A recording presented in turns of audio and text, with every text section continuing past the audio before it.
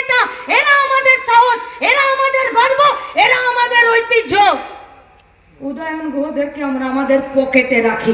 Police যদি এদের মাথায় ছাতা না ধরে, দিনহাটা এদের বাবার সম্পত্তি নয়, নয় এদের সম্পত্তি। মীনাক্ষী মুখার্জি একটা কথা বলেছে, যেরকম আমাকে ওরা পকেটে রাখতে পারে, পকেটে রাখতে পারে। 34 বছরে পকেটটা এত বড় হয়েছে যে উদয়ন গুহর মতন 5 ফুট 10 ইঞ্চি প্রায় 90 কেজি ওজনের একজন মানুষকে পকেটে রাখা যায়, তো সেই পকেটটা কত বড় হতে পারে। পয়সা রেখে রেখে রেখে সেই পকেট এতটাই বড় হয়েছে যে উদয়ন গুহকেও সেই পকেটে ভরে রাখা যায়। আর একটা বলছিল যে আমাদের বাবার সম্পত্তি না দিনহাটা।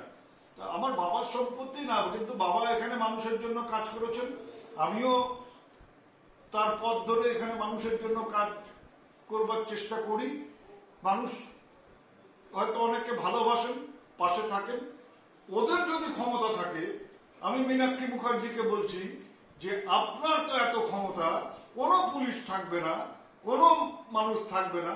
আপনার যদি ক্ষমতা থাকে, দিনহাটায় এসে আপনি বা আপনার দলের কোনো নেতা বা আপনার দলের যারা আরো ওপরে আছে তাদেরকে বলুন দিনহাটায় এসে এই ধরনের কথা যেন মাইকে বলেন, আমার কিছু করতে হবে না। মীনাক্ষী মুখার্জি আরো একটি কথা বলেছেন যে আপনার মাথায় পুলিশ মাথায় যদি থাকতো, তাহলে 2021 সালের 6ই মে যারা আমাকে আক্রমণ করেছিল তাদের অনেককে পুলিশ গ্রেপ্তার করতে পারেনি বা গ্রেপ্তার করেনি।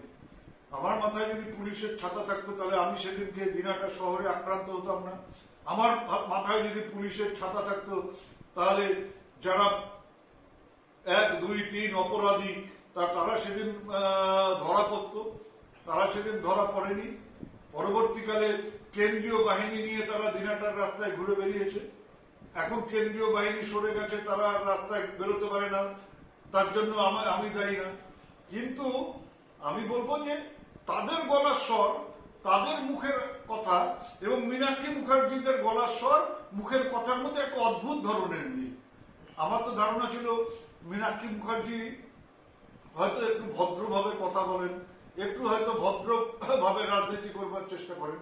তা উনি এই ধরনের যখন ভাষা ব্যবহার করেন, তখন ওনাকে এই চ্যালেঞ্জটাই দেওয়া থাকলো যে উনি আগামী 1 বছরের মধ্যে যেন দিনহাটায় এসে ওনার যে তেজ, ওনার যে জোশ, সেটা যেন দিনহাটার মাটিতে একবার দেখিয়ে দিয়ে যায়।